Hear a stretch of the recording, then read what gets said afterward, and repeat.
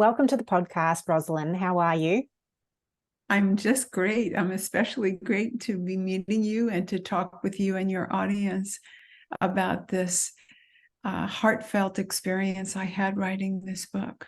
So, Oh, it's yeah. such a pleasure. And I first heard you, I think, talking on another podcast I listened to um, for A Course in Miracles. And I don't often talk to people about my spirituality.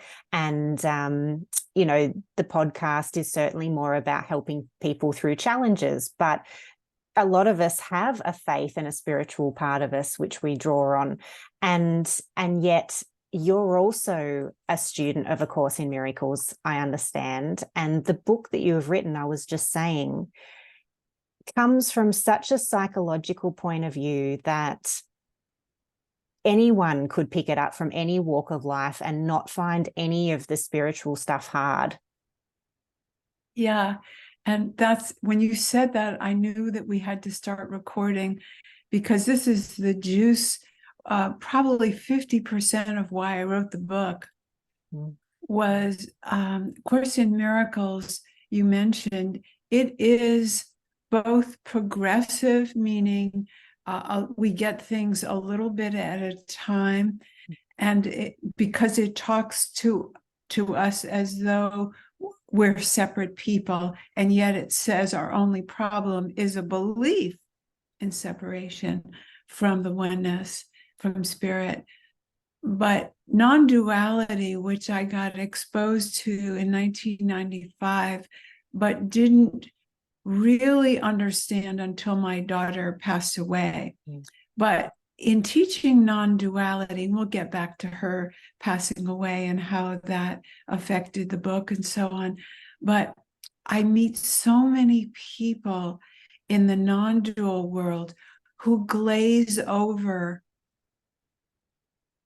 It's almost as though there's a hypnosis that they can't understand something that's not two, meaning you and spirit are not two, you and God, you and the universe, you and the ultimate, you and nature, you and life. It's almost as though people can't conceive of it. And the typical words seem to be a jargon that leave people further and further away. And the Course in Miracles as well, you have to be a committed person to translate. It's almost as though it's written in Japanese because the words mean different things from their typical Christian meaning. And so it's only a smaller and smaller segment of people that can get the gifts.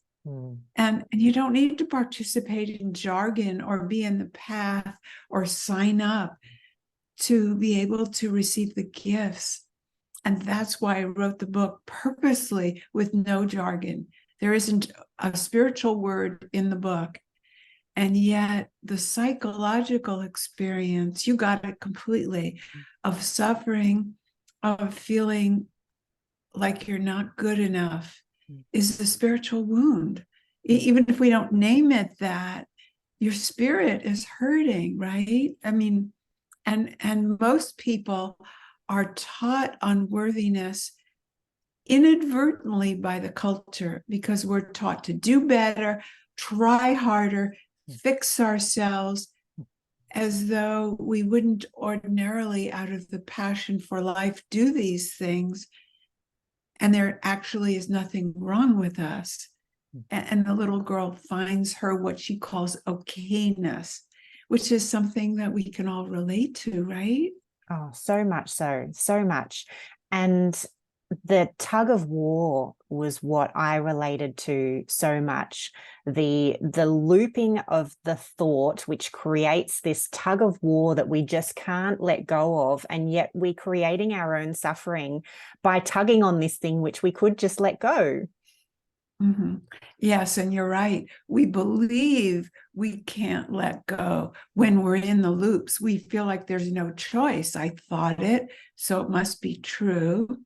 So that line from the book, if thoughts and feelings were truth, they would be called facts. that's kind of when we realize that, we're halfway there, because then we can allow the thought to just have happened rather than the thoughts are true. So we have to judge them, or we have to judge ourselves, or we have to judge what's happening, or we have to judge our feelings.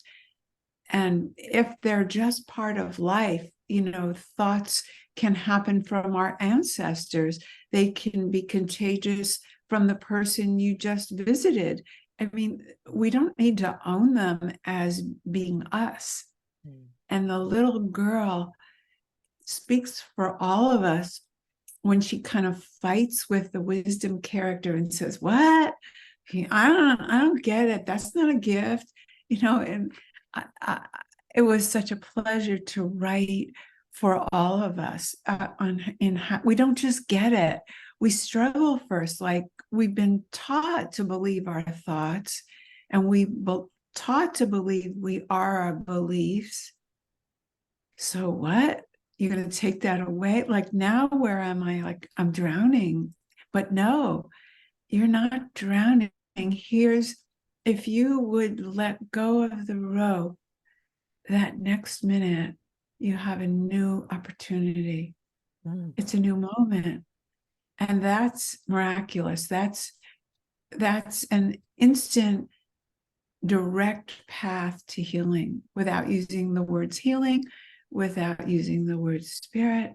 You got the essence of my book really way better than people who've been steeped really deeply in this material.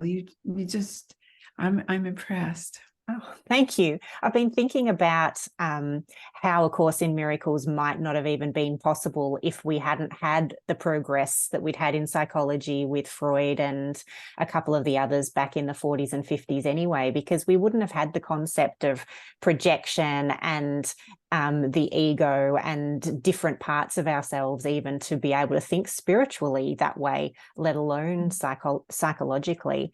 But that beautiful moment in the book where the little girl character, Jem, realizes that, as you said, she struggles initially that thoughts aren't true, but then she realizes, well, my imagination is all made up, so why aren't my thoughts just like that as well? And yeah, it was really beautiful that she had this realization, and then she also realizes, wow, if I don't have to believe what I'm thinking, then I have a chance to change what I think, which is empowering. Yes. And then she asks wisdom, don't I have to fix my thoughts? And wisdom says no. And what she does to teach her that there's a new opportunity, but it's even beyond thought transformation, because that's work. That's positive thinking. That's, all kinds of psychological techniques, but it's work. It's exhausting. And it's constant. It's mindset strategies. Every morning you got to redo. And wisdom gives her a couple of experiences, and she plays games with her to take her out of the loops into what appears as nothingness. I mean, she plays games with her, like one is on the computer, but it takes her away from the loops. So she has the experience of okayness. Where were those thoughts? Where'd they go? You feel okay. How? You didn't do anything. You just were yourself, that our beingness could be okay without a fix. It's brain surgery for all of us. We weren't even given that as a choice as children, that you could be okay just as you are, and that okay isn't a negative word, like, oh, okay. It's actually everything. It's actually everything you've been looking for in fixing yourself, right? Like you've just been looking to be okay. So she really changes the meaning of okay. And then the other games she plays with her. So once she's playing games with other children and she forgets all about her preoccupations. So we're not taught to ever notice the spaces between our thoughts, or the gap, as some people call it. And then the other big game she plays that we can all play right now is that, Jackie, when you were 5, you had different thoughts, right? And different behaviors, different feelings, different experiences. And when you were 10, all of us, we can play along. When we were 10, we had different thoughts, different actions, different preferences, different enjoyments, different worries. And we can take that all the way through our lives to 15 and 25 and 30. And if you're older, 50 or 60. And the thoughts were different, the feelings were different, the experiences were different, but there's something that's been continuous, that is you. And that is not your thought, and it's not your feeling. So what is it? And we don't have to name it. The gift is to own that, knowing that it's in energy. That's where we match quantum physics. Quantum physics says we're energy. The Course in Miracles says you're actually not a separate person. That's the illusion. Well, that's hard stuff to get. I can feel myself. I see you, my senses. But this is our access point, or could be. There is something continuous that is the real me. And it's not about worthiness. It's not about accomplishments. It's not about what I got or what I did. What a relief. And that's where the little girl then knows that that's her new home. That's her okayness, that she can come back to that, because it doesn't require any fixing or doing. It's just a memory of something that's not changeable. It's always there. Yeah, it's beautiful. I almost worry about Jem, the poor little girl who's had this realization. And yet then I think about her over the next 5, 10, 20 years of her life, and longer. And I think, how often is she going to forget what she's just learnt with the wisdom character and keep having to relearn it over and over again? Because it seems to be my own struggle, if you can call it that, is just to keep remembering exactly what you've said, because I keep coming back to, there must be some kind of work to do. Like there's some kind of striving, there's something I need to be doing to change, because I'm not worthy and I need to be doing something to make myself better. But as you say, like the key is that the okayness is unconditional. And in fact, if you just, again, let go of that rope that you're tugging on, it can just flow and be easy. And I cannot, like intellectually, I can understand it. And every now and then I can feel it, but it's just not, it's not easy to sit with. Well, I was going to say natural, but there's nothing more natural, is there, than that? Well, the one step that wisdom asks Jem to take, I would ask you to take with it is, and our listeners, is to notice the difference between practical thoughts and hurtful thoughts. And if you were really clear that this fixing idea of yourself is a conditioned belief and it's hurtful, if you get really clear, so that's what Jem had to do. That's the only work. And that really might be the only work.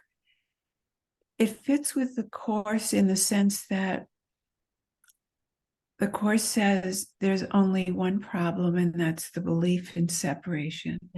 When you think you need to fix yourself, that is the most profound belief in separation.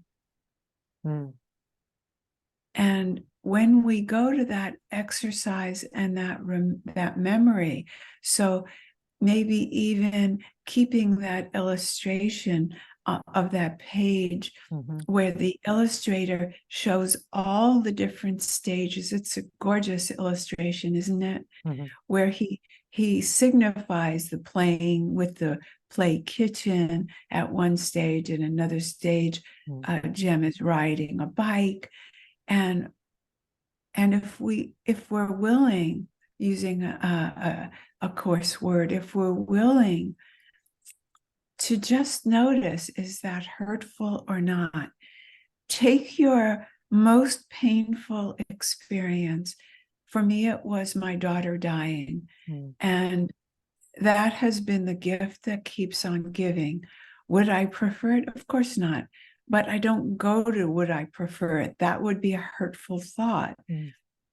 But going to that profound suffering, when I have a choice, so I have a choice always in reminiscing. Now, there are people who believe that memories are valuable in grief. They will say, oh, you have your memories. It's not been my experience that memories are helpful. Yes, I feel that way. And in grief, we have a distorted belief sometimes that hurting is a good thing, that means we love the person and we deserve to hurt if we love them. And so we're ready to hurt. But if you throw all that out, that makes no sense. It's been just taught from one generation to the other. How does it serve the honor of the other person who passed that you're suffering? Like, that makes no sense. So every time I consider, because I get the thoughts don't hurt. It's your belief in them. It's the power you give them when you add on. So when I consider going back to what did we do Thanksgiving in 2018, that was the best trip of our lives, the last trip with Melissa, that could, if I didn't understand, that could sound like a neutral thought.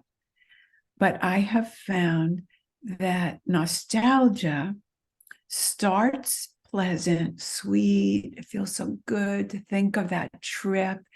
And then it always 100% ends in daggers, because I can no longer have a trip like that with her. So the thought will come to me. Of course, it's going to come to me. How did we do Christmas with her? The customs, the whatever. That's not going to hurt me. But I need to notice that if I add to it, I'm going down the cesspool. It hurt too badly. This is too precious. And I almost called Jem precious before somebody reminded me there was a movie about a precious. And I want to be connected to that movie? And it was like, no. So we renamed her. But if you and your listeners would take the notice of what hurts you, maybe not the first round of it, but adding to it, where does it go? It's not hard to figure out. I bet you know exactly what subjects hurt you when you start in. Because it's only a few for each of us. To this day, I don't allow myself subjects that are related to watching weight, being slim, even things like healthy. That's a cover for fixing that thinner is better. For your readers who don't know my story, I was a compulsive eater. I was an obese child, and it went back 3 generations of mothers who judged their daughters for weight. And I exhibited all three. I judged my daughter. Thank God that got resolved before she died. But I was the hurt child. And I was the wisdom character because I had all this psychological training. And I always knew better than to say anything judgmental. But it was enough to think it. She knew what I was thinking. So there are no private thoughts. We've been taught, and it seems true. But so in everyday practical life, this is a practical book. This is practical psychology. It's practical spirituality. You don't need to join anything, read any spiritual books. You don't need to believe in God. You don't need to believe in anything but living. And if you will be interested in your life being precious, then you will be interested in what hurts and what doesn't hurt. And that's the only work, if you will. But it's easy work because you put your hand in a fire and get burned. Most of us don't return to the fire with our hand. We get the glove, we get the whatever. It's too hot, the pan's too hot. So if you're returning, you or your listener, to a subject, it only means you haven't finished with it enough to be clear it's hurtful. So when I say I don't go to those subjects on weight, just because there's too much history, I don't want to go back to that pain. I don't allow myself to look in the mirror to see how a skirt is fitting. I've long ago given up scales and interest in diet books and health things, but it can be more and more subtle. And that's the fun of it, seeing where are the subplots. Who would think that looking in the mirror getting dressed would be dangerous? But it's not dangerous to look in the mirror. But if I add on, how am I doing? It's really the answer to some kind of imagined unworthiness has crept in. It could be from a slight that I imagine. Somebody got something on their book that I didn't get. Could be the silliest little big thing or small thing. It doesn't even matter. Just to notice, that's all we need. We don't need to interpret it. We don't need to analyze it. We don't even need to understand it, except, is it hurtful or not? And let's say I didn't notice or understand that looking in the mirror and seeing how does that skirt fit, is it now too tight? Let's say I didn't notice, worse things would happen. I'll have another thought, and then I'll add to that, and then I can backtrack and say, oh, look, it started with the mirror, then it went to judging the food I ate yesterday, and now I'm feeling like crap. Oh, okay. Now we have a new moment. I let go of the rope. It's all that simple. When wisdom says, what if somebody at school says they don't like you? She answers, they hadn't found their okayness yet. And there's one more secret at the end of the book. And she says, I could remember all that pain, but that's why you came here, right, wisdom? You came here to teach me not to go back to that. And we are tempted to check on the pain. How's my unworthiness? How's the weight? How's the whatever your subject is? And that's something I would notice. That question is trouble. You don't need to go back to it.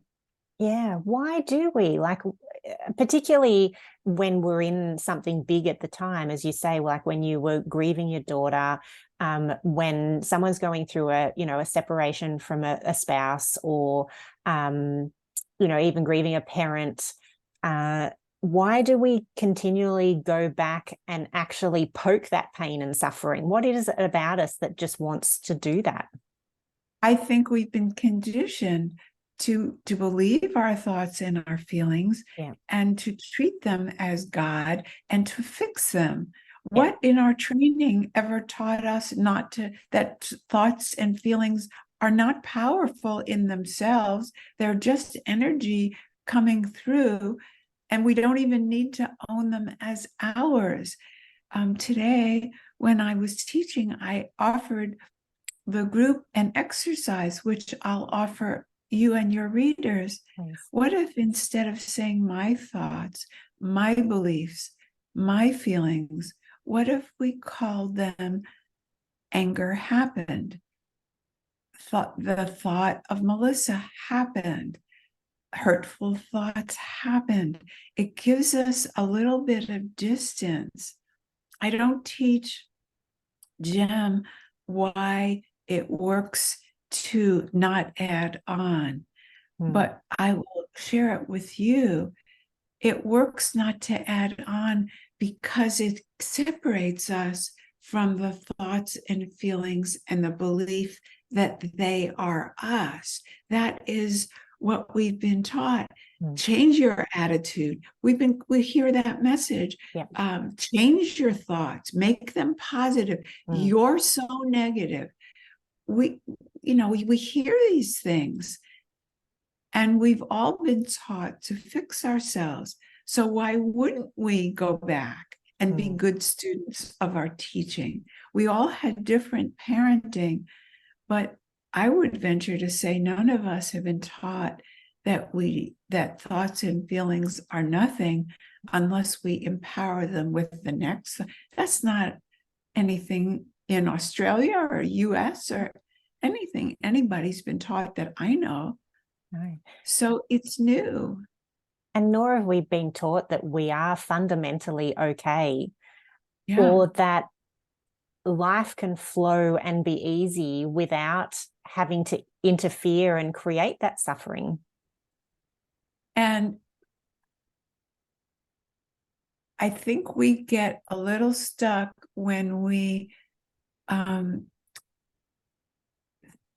put out there that life can be easy. It could be easier, but stuff happens. And we're supposed to be feeling resonant people. Things happen. The world is made up of polarities, good things and bad things, hard things and easy, flow and ease. And nobody's immune from the tough stuff. And we're supposed to feel it and respond. We're responders. We're made that way. But it's not a problem unless we do tug of war and loop. We feel what we feel. And so we allow that. We respect feelings and we respect thoughts, but we don't need to empower them. And so there is a certain fate, like weather. We have preference to certain things. Most of us like sunshine better than a storm or a hurricane that seems to destroy things. But they're all part of the weather, and we can't have all sunshine. It's just not possible. What's hurtful is believing we caused the what we call the bad stuff. So notice what we're considering, we're judging as the bad stuff. It's just stuff. It's our interpretation and the story we make up about what happened, whether it's cancer or your husband walking out on you, or your wife doing drugs, or you have no money, or you've been a woman that has not been taught empowerment, and so she's in an abusive relationship. It doesn't matter the subject. What is the story you're telling about the subject? A woman was going into a fusion back surgery, And I know all the room wanted me to pray for a good outcome. They said, in your own words, could you say something about my surgery?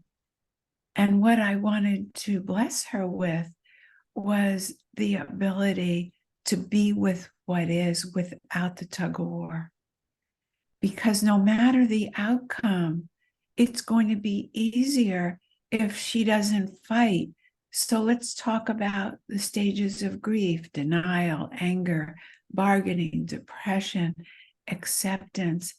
Acceptance doesn't come from those other stages. The other stages are a tug of war with what happened. Let's take that in. Depression, if I'd have said this, why did it happen to me? Bad things always happen to me. What did I do? If only. Those are some of the thoughts. Bargaining, well, if I'd only, or if they'd only, or if she'd only, or if, right, or if I did this, could you make it easier? Or just some kind of struggle. And anger, why did this happen? It shouldn't have happened. And you can add to the stories. It's all the things that happened to me that made me do it, whatever the story. But it's a fight with what is. There was a philosopher, I don't even know if I believe in all of his words. I haven't studied him, but Nietzsche is famous. And he said, falling in love with your fate. And that sounds, all of us want to believe everything's free choice. But if you had a daughter that died and it's your second surgery to fuse your back, you start to believe in things that are not of your control. And I noticed in your podcast, you bring that up to your other hosts who promote free choice and make it happen and manifestation. I think there's a lot of ego in that. Falling in love with your fate is openness, it's humbleness, it's surrender. But it's not surrender as two, like you and me or you and God. It's the oneness of what happened.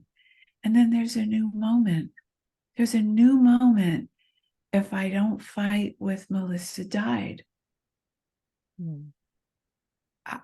My life is bigger.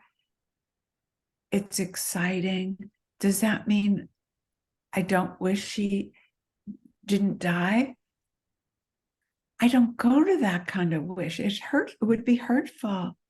But I still feel that taboo that I need to show you I suffer.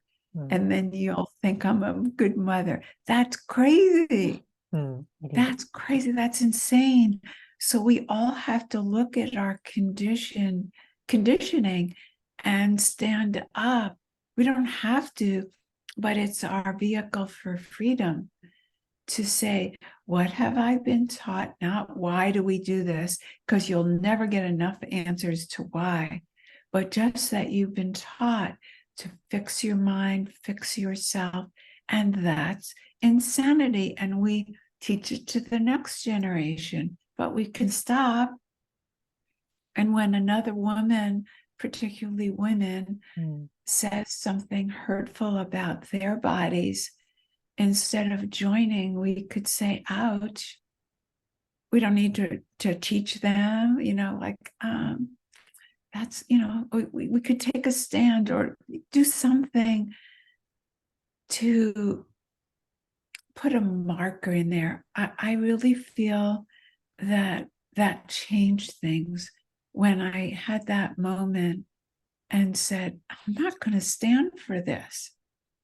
There was that moment when I was shaken and I knew that I was okay. I hadn't written the book yet. I knew I was okay. And the next thought was, can I admit that to anyone? And it was like, I have to. I don't know how I'll do it. I don't know what it looks like, but I refuse to stand up for more hurting honors Melissa. I can't. I don't know how. I won't. And I think we all have opportunities with all of our beliefs. They don't need to be as big as a death. They could be on any subject, to take our stand in. We don't need to preach. We don't need to give talks. We don't need to write a book.